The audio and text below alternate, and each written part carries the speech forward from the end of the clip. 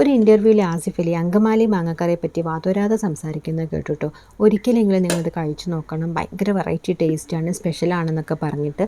അപ്പോൾ അങ്ങനെയാണ് ഞാൻ ഈ ഒരു കറിയെ പറ്റി ആദ്യമായിട്ട് കേൾക്കുന്നത് തന്നെ കേട്ടോ. അങ്ങനെ ട്രൈ ചെയ്ത് നോക്കിയിട്ടുള്ളൊരു റെസിപ്പിയാണ്. അപ്പം ഞാൻ യൂട്യൂബിലൊക്കെ ഇങ്ങനെ കുറേ നോക്കിയപ്പം ചിലത് തേങ്ങ അരച്ചിട്ട് ഉണ്ടാക്കിയെടുക്കുന്നത് കണ്ടു, ചിലർ തേങ്ങാപ്പാൽ വെച്ചിട്ടും ഉണ്ടാക്കുന്നത് കണ്ടു. എനിക്ക് കുറച്ചുകൂടി ബെസ്റ്റായിട്ട് തോന്നുന്നത് തേങ്ങാപ്പാൽ വെച്ചിട്ടായിരിക്കും രസം എന്നാണ് കേട്ടോ. അപ്പോൾ അതുകൊണ്ട് ഞാനിവിടെ തേങ്ങയുടെ ഒന്നാം പാൽ രണ്ടാം പാലൊക്കെ എടുത്ത് മാറ്റി വെച്ചിട്ടുണ്ട്. പിന്നെ നമ്മളിതാ ഒരു പച്ചമാങ്ങ എടുത്തിട്ട് തൊലിയൊക്കെ കളഞ്ഞ് നമ്മൾ ചെറിയ ചെറിയ പീസായിട്ട് കട്ട് ചെയ്ത് വെച്ചിട്ടുണ്ട്. എന്നിട്ട് നമ്മളിതിലേക്ക് മഞ്ഞൾപ്പൊടി അതുപോലെ തന്നെ ഉപ്പും കൂടെ ചേർത്ത് കുറച്ച് വിനാഗിരിയും കൂടെ ചേർത്ത് നന്നായിട്ടൊന്ന് മിക്സ് ചെയ്ത് വെക്കുന്നുണ്ട്.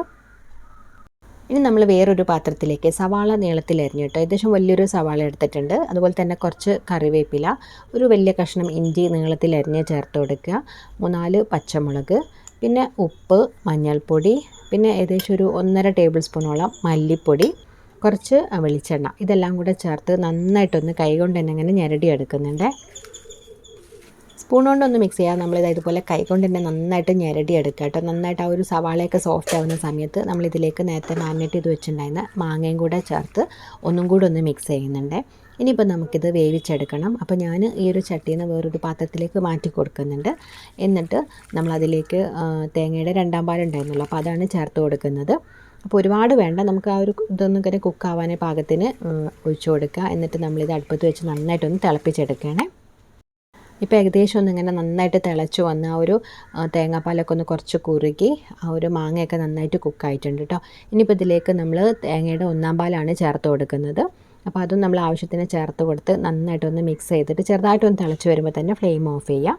ഇനി ഇതിലേക്ക് നമുക്ക് കുറച്ച് വറവിട്ട് ഒഴിക്കണം. അപ്പോൾ അതിനായിട്ട് ഞാൻ ഏകദേശം 2 ടേബിൾ സ്പൂണോളം തന്നെ വെളിച്ചെണ്ണ ഒഴിച്ച് കൊടുത്തിട്ട് ചെറിയ ഉള്ളിയാണ് കേട്ടോ ചേർത്തത്. അപ്പോൾ നന്നായിട്ടൊന്ന് മൂത്തതിന് ശേഷം നമ്മൾ ഫ്ലെയിം ഓഫ് ചെയ്തിട്ട് അതിലേക്ക് കറിവേപ്പിലയും കുറച്ച് കാശ്മീരി ചില്ലി പൗഡറും ചേർത്ത് കൊടുക്കുന്നുണ്ട്, ഒരു നല്ലൊരു ഭംഗിക്ക് വേണ്ടിയിട്ടാണ് കേട്ടോ.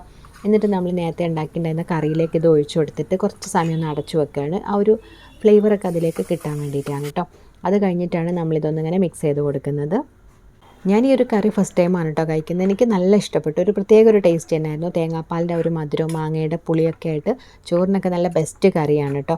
അപ്പോൾ ഒരു മാങ്ങയൊക്കെ വെച്ചിട്ട് ട്രൈ ചെയ്ത് നോക്കാൻ പറ്റുന്ന കറിയാണല്ലോ. അപ്പോൾ എല്ലാവരും ഒന്ന് ട്രൈ ചെയ്ത് നോക്കുക, ഫീഡ്ബാക്ക്സ് അറിയിക്കുക. വീഡിയോ ഇഷ്ടമാണെങ്കിൽ ചാനൽ സപ്പോർട്ട് ചെയ്യാനും മറക്കരുത്.